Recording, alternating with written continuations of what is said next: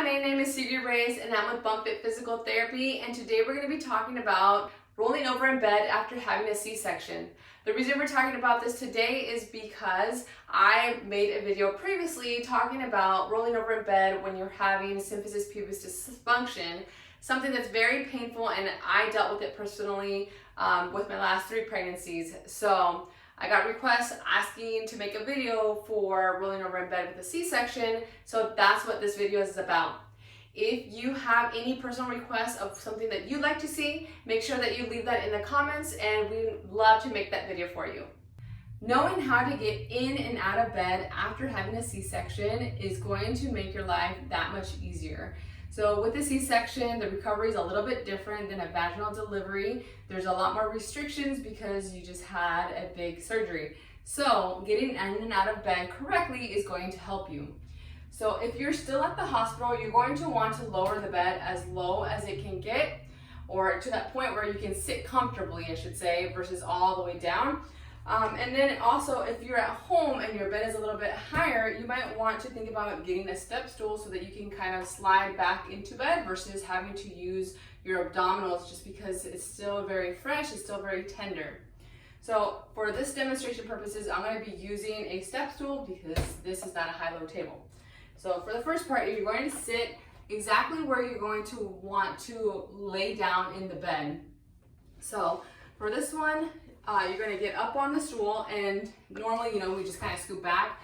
We want to be able to kind of use your hands, so bring your hands down. You can just kind of slide backwards. You can, again, push off with your toes to make it a little bit easier on the abdominals. Once you get to this position, I suggest hooking your foot underneath the other one. So for this one, I'm going to be going to the right side, so I'm going to be hooking my right foot underneath that left foot.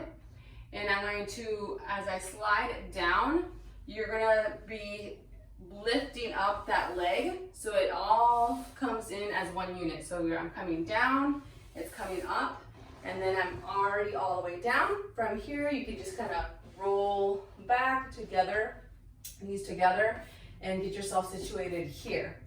Now, to get out of bed, you're just going to reverse that motion. So to get out of bed, you're going to bring one leg, the one that's closest to the edge of the side that you're going to get off of, that one's going to stay straight. The top one is going to bend. And what I suggest is letting it drop out just gently, and then you can push off enough where you're going to be using your glutes to turn, but you're still rolling as a unit. Versus if you turn over this way, sometimes it's a little bit harder, I have found, for patients. So I usually suggest bringing that right leg down. You're going to let that left bent knee drop out to the side. You're going to push straight down so that you use your glutes to turn over as a unit. Once you're here, you can kind of come together, bring your knees together, and you're going to be as close as you can to the edge because it's going to make it easier when you sit up. So same thing when you come off, you're going to hook that foot underneath, and I'm going to be hooking it right underneath that right foot.